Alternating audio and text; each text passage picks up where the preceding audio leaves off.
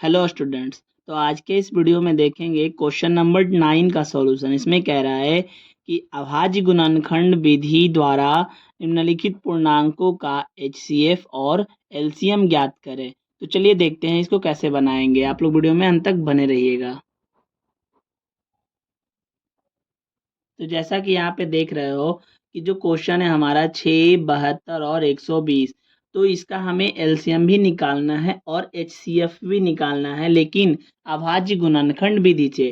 तो बहुत ही आसान। सबसे पहले सबका फैक्टराइजेशन करते हैं। तो 6 का क्या होगा फैक्टराइजेशन, 2 से लगाओगे तो 2 तिहाई 6 बस।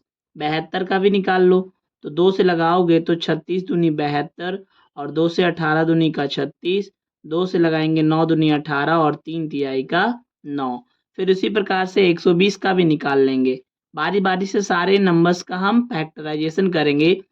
तो 2 से लगाएंगे तो 60 और यहाँ 2 से लगाएंगे तो 30 और यहाँ भी 2 से लगाएंगे तो 15 और यहाँ 2 से लगाएंगे 3 से लगाएंगे तो 5 आ जाएगा। तो इस प्रकार से आप देखेंगे कि जो 6 का है ना प्राइम फैक्टराइजेशन, वो 2 गुना 3 आ गया।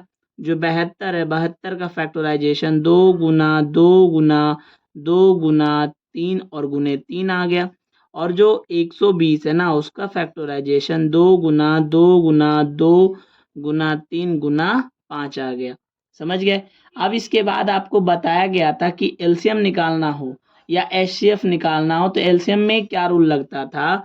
जैसे आपको एलसीएम निकालना हो तो यहाँ पे हम देखेंगे कि हमें पहले बोला गया कि एलसीएम निकालिए, ठीक है ना।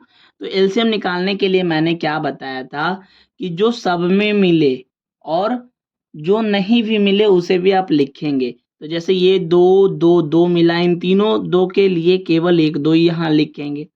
फिर यहाँ पे जो जो पहले मिल रहा है ना पहले उसे लिखो। फिर ये दो मिला तो लिख दिए। फिर ये दो मिला तो लिख दिए। ये तीन मिल गया ना तो ये भी लिख दिए। अब इसमें ये और ये 3 मिल गया तो इसके लिए 3 लिख गया, है कि नहीं। और बचा कौन, ये 5 बच गया। बस यहाँ पे इसे 5 भी मतलब पहले क्या करना है कि जो मिलता है ना उन्हें लिखो और जो नहीं मिलेगा फिर उसे लास्ट में लिखना, सबसे आसान रहेगा। तो ये 2 2 2 मिला 2 लिख लिए, ये 2 मिला ये लिख लिए, ये 2 मिला तो यहाँ लिखे, ये 3 मिला तो यहाँ लिखे और ये 3 इसमें मिला तो यहाँ लिखे और बच गया 5।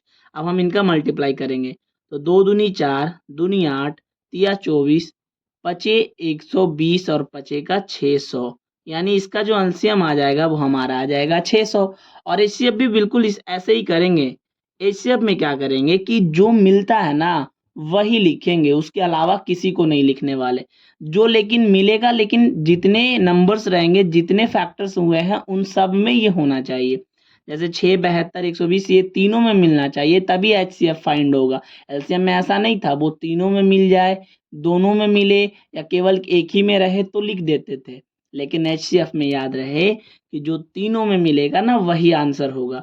तो ध्यान देंगे, यहाँ 2 यहाँ भी 2 यहाँ भी 2 मिल गया, मैंने 2 लिख दिया। लेकिन बाकी जगह पे आप ध्यान देंगे ना तो कहीं पे भी कोई तीनों में नहीं आ रहा है। तो तीनों में नहीं आ रहा है यानी कि इसका आंसर यही हो जाएगा, यानी कि जो इसका एचसीएफ है ना वो हो गया 2। मुझे उम्मीद है कि आपको 9 का ये प्रॉब्लम समझ में आया होगा। ऐसे ही 9 में कुल 6 प्रश्न हैं और मुझे उम्मीद है कि ये सारे प्रश्न आपको अच्छे से बन जाएंगे। अगर नहीं बनेगा तो आप कमेंट में जरूर बोलिएगा। अब हम देखते हैं क्वेश्चन नंबर 10 को, ठीक है ना। उससे पहले उसके एक रिलेशन को समझेंगे। तो यहाँ पे आप देखेंगे कि क्वेश्चन नंबर 9 में कुल 6 प्रश्न हैं और सारे इसी प्रकार से आपको बनाने हैं जैसा कि आप यहाँ पे सारा बना हुआ देख पा रहे होंगे, ठीक है ना। तो मुझे उम्मीद है कि आप बना लेंगे। अगले वीडियो में स्पेशली मैं एचसीएफ और कुछ नंबर्स के जो बीच के रिलेशन होता है ना पहले उस पर डिस्कस करेंगे, उसके बाद उसके ऊपर उसके वीडियो को प्रोवाइड करेंगे। तो मुझे उम्मीद है कि ये वीडियो आपको अच्छा लगा होगा। आप अपने दोस्तों के पास शेयर जरूर करिएगा जो बच्चे 10th क्लास में अभी पढ़ रहे हैं, और अब ये वीडियो रेगुलर होने वाला है। तो आज के लिए इतना ही, धन्यवाद।